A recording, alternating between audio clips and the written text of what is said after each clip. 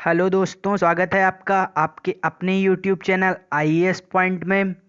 दोस्तों, जैसा कि आपको तो पता ही होगा कि जो है यूपीएससी की सीरीज का आज का दूसरा दिन है, जो है हम लोग जो सामान्य अध्ययन का कराने वाले हैं। तो मैंने कल आपसे बोला था कि मैं 100 क्वेश्चन कराऊंगा, पर मेरा विचार थोड़ा कुछ बदल गया है।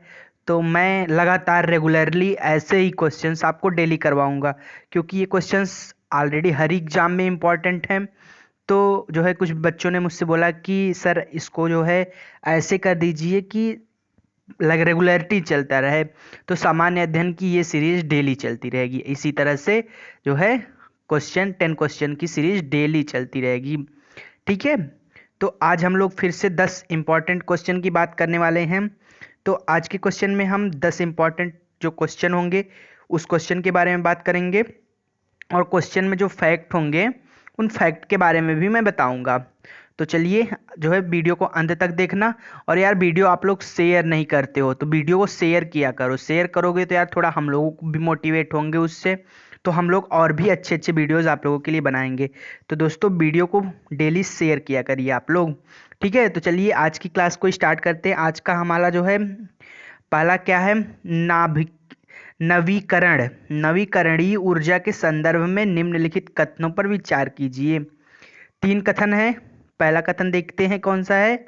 जो है, वर्तमान में वायु के सबसे बड़े जमीनी आधि आधारित एवं आधारित सौर संयंत्र एवं दुनिया के सबसे बड़े छत आधारित संयंत्र दोनों ही भारत में हैं। क्या कहना का चाह रहा है, वर्तमान में जो है दुनिया के सबसे बड़े जमीन आधारित संयंत्र और दुनिया के सबसे बड़े छत आधारित संयंत्र दोनों ही भारत में हैं। नवीकरणीय ऊर्जा के संदर्भ में है ना बात। और दूसरा कथन क्या है, पवन ऊर्जा, ये दूसरा वाला, पवन ऊर्जा स्थापित क्षमता के मामले में भारत ने अमेरिका, चीन, जर्मनी के बाद चौथा स्थान हासिल कर लिया है पवन ऊर्जा में। और फिर तीसरा है क्या है, आई वाई जो है ईस्टर्न एंड यंग द्वारा वर्ष 2017 में जारी अक्षय ऊर्जा देश का आकर्षण सूचकांक भारत का दूसरा स्थान रहा है। इनमें से कौन सा कथन जो है सही है। केवल एक और दो, केवल दो, एक और तीन, एक दो और तीन। यहाँ पे ये देख तीसरा वाला, ये डी वाला ऑप्शन जो है सही है। उपर्युक्त में से जो है तीनों कथन, ये भी सही है, ये भी सही है, ये भी सही है। तो यहाँ पे जो है डी वाला ऑप्शन जो है हमारा ये सही होगा। तो अब देखते हैं, वर्तमान में दुनिया के जो है सबसे बड़े जमीनी आधारित संयंत्र और दुनिया के सबसे बड़े छत आधारित संयंत्र जो है ये भारत में ही है। तो इसलिए ये वाला कथन सही होता है, 1 नंबर वाला कथन जो है इसलिए सही होता है। अब बात करते हैं दूसरे कथन पे, पवन ऊर्जा क्षमता के मोर्चे पर भारत ने ब्रिटेन, कनाडा, फ्रांस जैसे बड़े देशों को पछाड़कर पवन ऊर्जा में स्थापित हो गया है, क्षमता में मामले में स्थापित हो गया है। चीन, अमेरिका और जर्मनी, ये 3 देश हैं। उसके बाद चौथा स्थान जो है वो भारत का है। तो भारत जो है अमेरिका नहीं, ब्रिटेन, कनाडा और फ्रांस, ब्रिटेन और कनाडा और फ्रांस को पीछे कर दिया है और जो है खुद चौथे स्थान पे आ गया है। तो मतलब जो है चीन, अमेरिका और जर्मनी, चीन पहले स्थान पे, दूसरे स्थान पे अमेरिका और तीसरे स्थान पे जर्मनी और चौथे स्थान पे अपना इंडिया मतलब अपना भारत है। और आई वाई ईस्टर्न एंड यंग द्वारा वर्ष 2017 में जारी अक्षय ऊर्जा सूचकांक में चीन के बाद जो है भारत का दूसरा स्थान है, जबकि अमेरिका इसमें तीसरा स्थान है। ठीक है। तो इसलिए जो है ये कथन तीनों जो है ये तीनों सही होते हैं। तो जब ये तीनों सही होते हैं तो यहाँ पे जो है डी वाला ऑप्शन सही होगा, 1, 2 और 3। अब बात करते हैं हम दूसरे क्वेश्चन पे। हमारा दूसरा क्वेश्चन क्या है, देखते हैं क्या कह रहा है हमारा दूसरा क्वेश्चन जो है, वर्ष 2017 में संपन्न 8वीं विश्व नवीकरणीय ऊर्जा प्रौद्योगिकी कॉन्फ्रेंस के संदर्भ में निम्नलिखित कथनों में से कौन सा सही है। तो देखते हैं यहाँ पे, यह कांग्रेस हैदराबाद की में स्थापना हुई। यह कॉन्फ्रेंस इस वार्षिक सम्मेलन की परिकल्पना की योजना 2022 तक के लिए ऊर्जा स्वतंत्रता और बिजली प्राप्त करने के लिए भारत के विजन की पृष्ठभूमि में तैयार की गई। इस कॉन्फ्रेंस में 3D के विषय पर भी चर्चा की गई। तो जो है यहाँ पे बात की गई है 8वीं विश्व नवीकरणीय प्रौद्योगिकी कॉन्फ्रेंस के बारे में। तो देखते हैं जो है कौन सा कथन सही है, इस तीनों में से कौन सा कथन। विश्व की जो है 8वीं नवीकरणीय ऊर्जा प्रौद्योगिकी कॉन्फ्रेंस वर्ष 2017 में दिल्ली में संपन्न हुई। तो ये वाला ऑप्शन गलत होता क्योंकि यहाँ पे हैदराबाद दिया है, तो पहला वाला ऑप्शन गलत हुआ है ना। अब देखते हैं इस वार्षिक सम्मेलन की परिकल्पना योजना 2022 मतलब 2022 पे जो है इस वार्षिक सम्मेलन की परिकल्पना योजना 2022 तक सबके लिए ऊर्जा स्वतंत्रता और बिजली प्राप्त करने के लिए भारत के विजन में पृष्ठभूमि को तैयार की गई। तो इस वजह से जो है ये 2 नंबर वाला कथन सही होता है। ठीक है, अब देखिए उल्लेखनीय देखिए क्या है कि यह सम्मेलन स्वच्छ विश्व स्तरीय की किफायती ऊर्जा आपूर्तियां सुनिश्चित करने के लिए नवीन हरित प्रौद्योगिकियों पर ध्यान केंद्रित करता है। तो ये इसलिए 2 वाला कथन सही है। और बात करते हैं हम तीसरे कथन के बारे में। तो जो हमारा यह इस कॉन्फ्रेंस में 3D के विषय पे चर्चा की। देखो केंद्रीय विद्युत कोयला नवीकरणीय ऊर्जा और खान राज्य मंत्री स्वतंत्र प्रभार श्री पीयूष गोयल ने जो है कॉन्फ्रेंस में 3D के विषय पर भी चर्चा की, जिस पर विश्व को अपनी ऊर्जा केंद्रित करने की जरूरत है। ये 3D जो है 3D ऊर्जा क्षेत्र में जो है साझा करने वाला लक्ष्य इसका है। लक्ष्य ऊर्जा क्षेत्र का अधिक विकेंद्रीकरण करने की संभावना में विचार करता था तथा ऊर्जा के मतलब कुल मिला के तो ये वाला भी कथन हमारा सही होता है, इस पे चर्चा की गई थी। तो ये वाला जो कथन है हमारा पहला वाला गलत है। तो देखते हैं कथन हमारे जो क्या करते हैं केवल 1 और 2, एक वाला गलत हो गया था भैया, तो ये वाला गलत मान लेंगे। केवल 2 और 3, तो ये भी सही, ये भी सही है, तो ये हमारा वाला ऑप्शन सही है।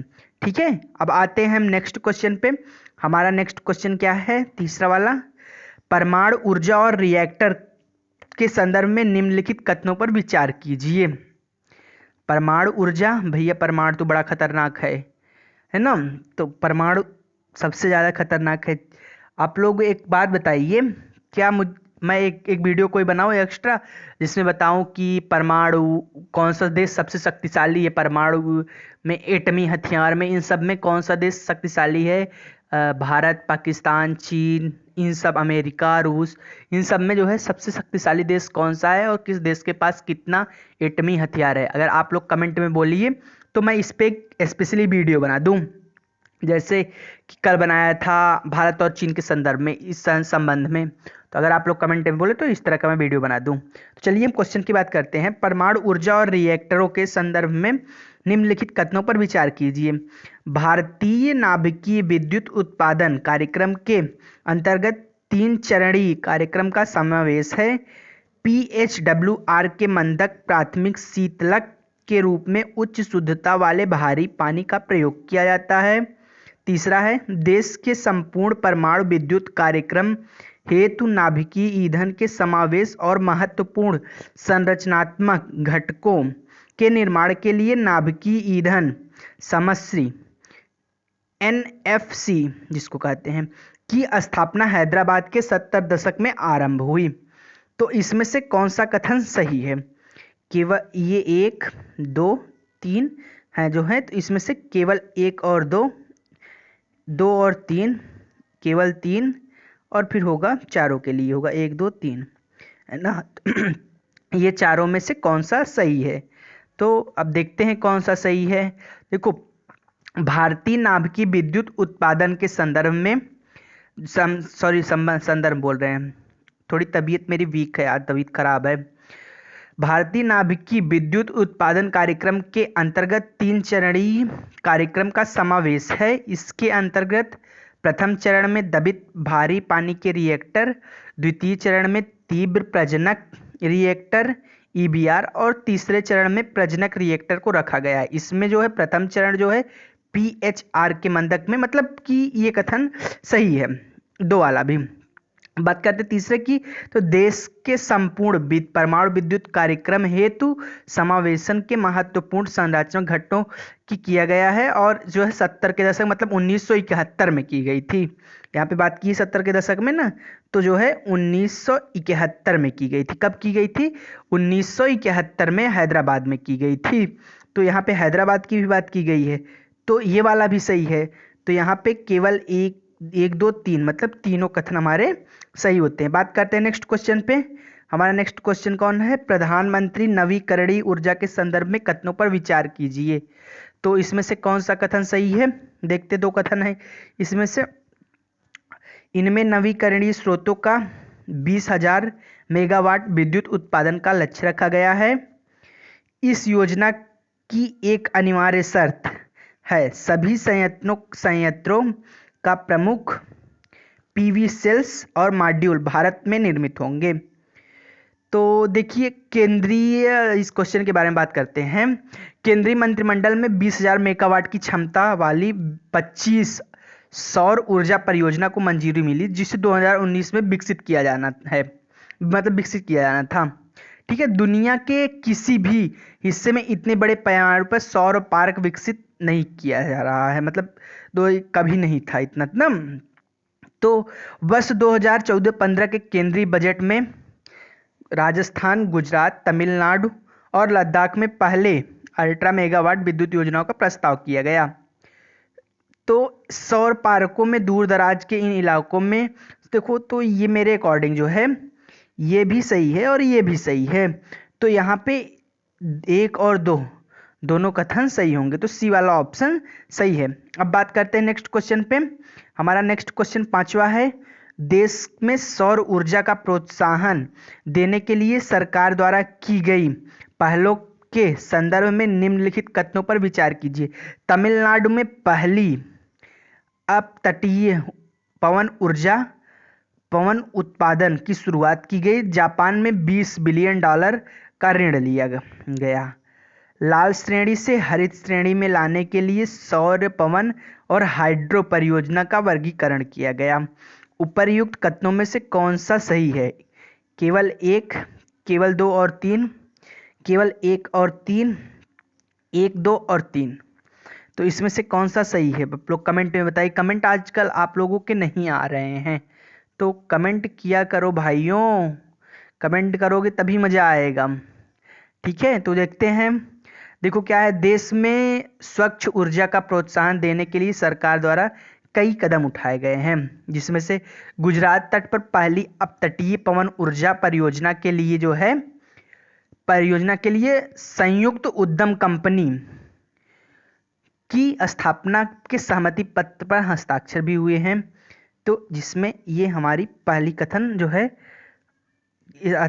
कथन जो है गलत होता है, क्योंकि यहाँ पे तमिलनाडु की बात की गई है और यह है गुजरात में हुई है। ठीक है, तो बात करते हैं दूसरा। तो भारतीय नवीकरणीय ऊर्जा एजेंसी लिमिटेड तथा जापान की अंतर्राष्ट्रीय सहयोग एजेंसी ने 30 वर्षों के लिए 30 बिलियन ऋण पर हस्ताक्षर किए हैं। तो ये वाला कथन सही होता है। ठीक है, अब जो है तीसरा कथन देखते हैं। तो लाल श्रेणी में जो है हरित श्रेणी में लाने के लिए सौर, पवन और जो है लघु हाइड्रो परियोजना का वर्गीकरण किया गया है। तो ये भी कथन जो है सही है। अब इसमें से जो है बात किया गया है केवल एक, तो ये वाला गलत होता है। केवल दो और तीन, तो ये वाला सही है। तो हमारा बी नंबर वाला ऑप्शन यहाँ पे सही होता है। ठीक है, अब बात करते हैं हमारे अपने नेक्स्ट क्वेश्चन पे। तो हमारा नेक्स्ट क्वेश्चन कौन सा है देखते हैं। जीवाश्म ईंधन को संभावित विकल्प के रूप में प्रयोग की जा सकने योग्य हाइड्रोजन ऊर्जा के संदर्भ में निम्नलिखित कथनों पर विचार कीजिए। मेटल हाइड्राइड के रूप में हाइड्रोजन का भंडारण करने का प्रयास किया जा रहा है। गुजरात में हाइड्रोजन संपीड़ित प्राकृतिक गैस वितरण की स्थापना की गई। तो ये वाला ऑप्शन गलत है, दो वाला कथन गलत है, एक वाला सही है ना। अब देखते हैं, सरकार का राष्ट्रीय हाइड्रोजन कार्यक्रम विकसित हाइड्रोजन एनर्जी रोड मैप तैयार किया गया, जिसके तहत जो है हाइड्राइड जो है हाइड्राइड के रूप में हाइड्रोजन भंडारण की जाने वाली प्रयास किया जा रहा है। और दूसरा वाला हमने बोला था गलत है ना, तो गुजरात में हाइड्रोजन संपीड़ित गैस की स्थापना की गई, ये गलत है क्योंकि दिल्ली में की गई है भैया, गुजरात में नहीं की गई है। तो यहाँ पे एक वाला ऑप्शन सही है, तो केवल एक सही है। आते हैं नेक्स्ट क्वेश्चन पे। नेक्स्ट क्वेश्चन कौन सा है? पवन ऊर्जा उत्पादन के क्रम में के संदर्भ में निम्नलिखित कथनों पर विचार कीजिए। पवन ऊर्जा के बारे में तो पता ही होगा आप लोगों को। देखो अब यहाँ पे आंध्र प्रदेश पवन ऊर्जा उत्पादन क्रम में संदर्भ में निम्नलिखित कथनों पर विचार कीजिए। अभी हाँ, आंध्र प्रदेश की बात आई है यहाँ पे ना, तो आंध्र प्रदेश में अभी किसी गैस में वो हुआ था, तो कौन सी गैस है, उस गैस का नाम आप लोग कमेंट में बताइए। अभी किसी गैस की वजह से बहुत सारे लोग बेगुनाह लोग मारे भी गए थे, तो उस गैस का नाम आप लोग कमेंट में बताइए कि वो कौन सी गैस थी। ठीक है, तो बात करते हैं यहाँ पे। तो यहाँ पे जो है 1 नंबर वाला आंध्र प्रदेश वाला ऑप्शन सही है। अब आंध्र प्रदेश में जो है 2190 मेगावाट है, और गुजरात में 1275 मेगावाट, कर्नाटक में 882 मेगावाट, मध्य प्रदेश में 357 मेगावाट, राजस्थान में 228 मेगावाट, सॉरी 28 नहीं 88 राजस्थान में है। तो सबसे ज़्यादा जो है आंध्र प्रदेश में, तो इस वजह से आंध्र प्रदेश ऑप्शन सही है, विकल्प सही है। आते हैं नेक्स्ट क्वेश्चन पे। तो सॉरी यहाँ पे विकल्प कूट में था, तो यहाँ पे बात करते हैं, 1 मिनट, शायद क्वेश्चन गलत हो रहा है यहाँ पे। पवन ऊर्जा के संदर्भ में निम्नलिखित राज्यों के कथनों पर विचार कीजिए। अब यहाँ पे देखो क्या था कि कूट भी है हमारे पास, तो देखते हैं 1 2 3 4 5, हमारे पास 5 कूट दिए गए हैं। तो जो यहाँ पे ये है, अभी मैंने बताया ना आपको कि 2100 मेगावाट तो एक सीरियल वाइज से किसके पास है, तो ये एक ऑप्शन जो है हमारा सीरियल वाइज से है। तो ये सीरियल वाइज से मतलब कि इसमें पूछा गया कि कौन सा क्रम, जो क्रम दिया गया है वो सही है या नहीं सही है, या मतलब कौन सा क्रम ये सीरीज यहाँ पे दिया गया सीरियल। तो 1 2 3 4 5 जो लाइन से दिए गए वो क्रम सही है, तो 1 वाला ऑप्शन सही है। ठीक है, सॉरी थोड़ा गलती हो गई। बात करते हैं हम 8वें नंबर के क्वेश्चन पे। निम्नलिखित कथनों पर विचार कीजिए। जलवायु परिवर्तन पर संयुक्त राष्ट्र फ्रेमवर्क सम्मेलन में प्रस्तुत भारत की इच्छित निर्धारित योगदान के अनुरूप में भारत प्रौद्योगिकी के स्थानांतरण की सहायता से 2030 तक गैर जीवाश्म ईंधन पर आधारित ऊर्जा संसाधनों में 40% सकल विद्युत उत्पादन की क्षमता को प्राप्त कर लेगा। दूसरा कथन है, वर्तमान में देश में प्रति व्यक्ति विद्युत की खपत विश्व की औसत खपत का 5वां हिस्सा है। तीसरा कथन है, नवीन और नवीकरणीय ऊर्जा मंत्रालय ने 2016-17 में 4000 मेगावाट के लक्ष्य में 5400 मेगावाट की बिजली उत्पादन करने का रिकॉर्ड स्थापित कर लिया है। पवन ऊर्जा का रिकॉर्ड स्थापित कर लिया है। तो देखते हैं इसमें से कौन सा सही है। वैसे तो मेरे अकॉर्डिंग तीनों सही होने चाहिए। देखते हैं, जलवायु परिवर्तन पर संयुक्त राष्ट्र फ्रेमवर्क सम्मेलन में प्रस्तुत भारत ने इच्छित निर्धारित योगदान के अनुरूप भारत ने प्रौद्योगिकी और संस्थानांतरण की सहायता से 2030 तक गैर जीवाश्म आधारित करने का मतलब 40%, तो ये वाला ऑप्शन जो है हमारा सही होता है, ये वाला। अब बात करते हैं दूसरे पे। तो दूसरा हमारा है, वर्तमान में जो है वर्तमान में देश में प्रति व्यक्ति की विद्युत खपत जो है वो विश्व का 5वां हिस्सा है। नवीकरणीय ऊर्जा के क्षेत्र में जोर, देखो यहाँ पे 5वां हिस्सा का बात किया गया है ना, तो वर्तमान में सही है कि 5वां हिस्सा है भारत में। तो अब यहाँ पे बात करें, नवीकरणीय ऊर्जा के क्षेत्र में जोर देने के लिए पीछे तर्क देते हैं। MNRI अधिकारियों का कहना है कि देश में मौजूदा खपत जो है 1150 BU और इसे 2022 तक 1570 BU तक पहुंच जाना चाहिए। 420 बीयू पर अतिरिक्त आधार जरूरत में 175 गीगावाट नवीकरणीय विद्युत की महत्वाकांक्षी लक्ष्य के साथ सौर ऊर्जा से 140 बीयू, पवन ऊर्जा से 60 बीयू की प्राप्ति होगी। इस प्रकार 220 बीयू का परंपरागत विद्युत योजना की जरूरत पड़ेगी। तो यहाँ पे ये वाला भी सही होता है। अब बात करते हैं नवीकरणीय ऊर्जा के बारे में। तो नवीन और नवीकरणीय ऊर्जा 2016-17 में 4000 मेगावाट में जो है 554 मेगावाट की से अधिक बिजली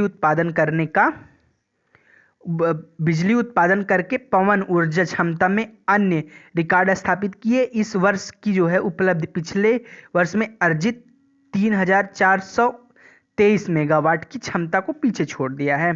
तो ये वाला भी कथन हमारा सही होता है। तो यहाँ पे जो है कौन सा सही होगा, 1, 2 और 3 तीनों। तो डी वाला ऑप्शन जो है हमारा यहाँ पे सही होता है, तीनों कथन सही हैं। अब बात करते हैं हम अपने नेक्स्ट क्वेश्चन पे। तो हमारा नेक्स्ट क्वेश्चन कौन सा है, 9वां नंबर का क्वेश्चन कौन सा है, निम्नलिखित कथनों पर विचार कीजिए। नवीकरणीय ऊर्जा स्रोतों का जो है 65% हिस्सा पवन ऊर्जा से आता है। पवन चक्की विद्युत ऊर्जा को यांत्रिक ऊर्जा में बदल देती है। तो यहाँ पे कौन सा, ये क्वेश्चन तो काफ़ी सिंपल है। ये क्वेश्चन मुझे 9 नंबर पे करना चाहिए था, चलिए कोई बात नहीं है, मैं 10 नंबर पे करना चाहिए ताकि ये क्वेश्चन का आंसर आप लोग कमेंट में बताते, पर कोई बात नहीं, मैं बता रहा हूँ आप लोगों को 10वें नंबर के क्वेश्चन का आंसर कमेंट में बताना है। तो यहाँ पे जो है नवीकरणीय ऊर्जा स्रोत का 65% हिस्सा भारत में उत्पन्न होता है और बाकी का हिस्सा जो है पवन चक्की विद्युत ऊर्जा का यांत्रिक ऊर्जा में बदल देती है। तो देखो नवीकरणीय ऊर्जा का स्रोत जो 65% हिस्सा भारत में उत्पन्न होता है, ये सच है। बायोमास का जो है हिस्सा 14%, छोटी जल विद्युत परियोजनाओं का 13% हिस्सा और सौर ऊर्जा का 5% योगदान है। अन्य स्रोत लगभग 3% का योगदान है। तो ये एक वाला कथन हमारा ये सही होता है। अब दूसरा कथन जो है पवन चक्की ऊर्जा यांत्रिक ऊर्जा को विद्युत ऊर्जा में बदल देती है, तो ये वाला गलत। विद्युत ऊर्जा को यांत्रिक ऊर्जा में नहीं बदलती है, यांत्रिक ऊर्जा को विद्युत ऊर्जा में बदलती है। तो 2 वाला कथन हमारा गलत होता है, तो केवल 1 वाला ऑप्शन सही है। अब बात करते हैं नेक्स्ट क्वेश्चन के बारे में। तो हमारा जो है नेक्स्ट क्वेश्चन है 10वां क्वेश्चन, पवन ऊर्जा उत्पादन के क्रम में संदर्भ में विश्व के विभिन्न देशों पर विचार कीजिए। संयुक्त राज्य अमेरिका, चीन, जर्मनी, कनाडा, स्पेन। इसमें से जो है कौन सा सही है ये आपको कमेंट में बताने हैं। वैसे तो आपको पता ही होगा, तो आप लोग, ये क्वेश्चन भी कुछ ज़्यादा कठिन नहीं है, तो आप लोगों को इसका आंसर कमेंट में बताना है कि जो है पवन ऊर्जा उत्पादन के संदर्भ में कौन सा देश वो सही है। ठीक है, तो बस आज के लिए इतना ही। इन क्वेश्चन का आंसर आप लोग कमेंट में ज़रूर देना। आज के लिए बस इतना ही, मिलते हैं नेक्स्ट क्लास में अपने। तो ओके दोस्तों, bye bye, good night, take care. और दोस्तों वीडियो को लाइक करना, कमेंट करना और दोस्तों के साथ शेयर जरूर करना। यार तुम लोग शेयर करोगे ना तो बहुत मज़ा आने वाला, और IAS पॉइंट आपको ऑनलाइन पे तैयारी करवाएगी। ऑनलाइन पे ही सारी सीरीजें, अभी NCERT कंप्लीट होगी, फिर रेफरेंस बुक की। तो आप लोग हम लोगों को मोटिवेट करो कि हम लोग भी अच्छे से अच्छे कंटेंट आपको कंटेंट वीडियो ला के दें। तो बस आपको ऐसे ही क्लासेस मिलने वाली, और आने वाले में आइए हम लोग बहुत बड़ा धमाका करेंगे। आप लोग बस घर से बैठ के अब IAS बन सकते हो। जो लोग कहते थे कि हिंदी मीडियम वाले IAS बनने के लिए प्रॉब्लम है, हम लोग ऐसा कुछ करने वाले हैं कि हिंदी मीडियम के लिए IAS पॉइंट वरदान बन जाएगी। ऐसी सीरीज आप लोगों को देंगे कि आप लोग बड़े आराम से पढ़ सकते हो, और आपकी पूरी गाइडेंस भी की जाएगी। आप लोग 10,000 सब्सक्राइबर जल्दी से करवा दो, उसके बाद हर संडे को मैं लाइव आया करूँगा आप लोगों की सिर्फ गाइडेंस के लिए। आप लोग जो भी क्वेश्चंस करोगे मैं वीडियो में आपके क्वेश्चन का आंसर दूंगा पूरे गाइडेंस के साथ। तो बस आप लोग जो है वीडियो को अपने दोस्तों के साथ शेयर करिए। ओके दोस्तों, bye bye, good night and take care. तो बस आज के लिए इतना ही, बाय बाय।